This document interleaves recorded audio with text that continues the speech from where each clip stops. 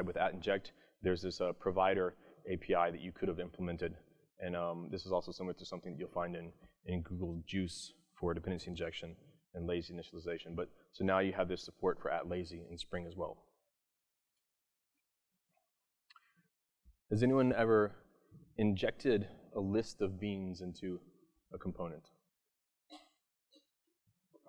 So it's somewhat of a lesser known feature in Spring.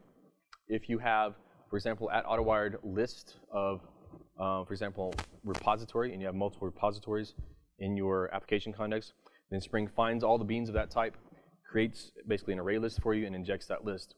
But the ordering, who knows what order do you get them in? In the past, it wasn't really deterministic, and now in 4.0, you can actually control the ordering for injection of lists and arrays.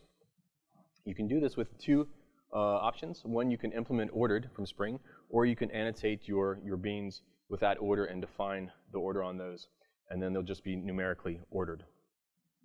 So the order is then relative within this specific injection results. Dependency injection and generics, that's one topic that gets better with every release of Spring.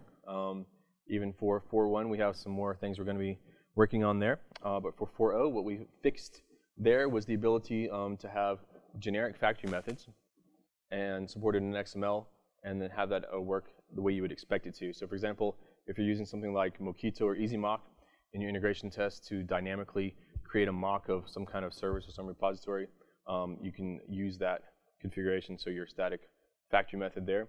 You could have also had your own custom type, and that now works as you'd expect in XML. And another thing that's much more important is type masking based on the full generic type, so not just part of it. But here we have my repository parameterized by type account, and that works. So it's probably best to take a look at an example of that. Here we have Java-based configuration, an @bean method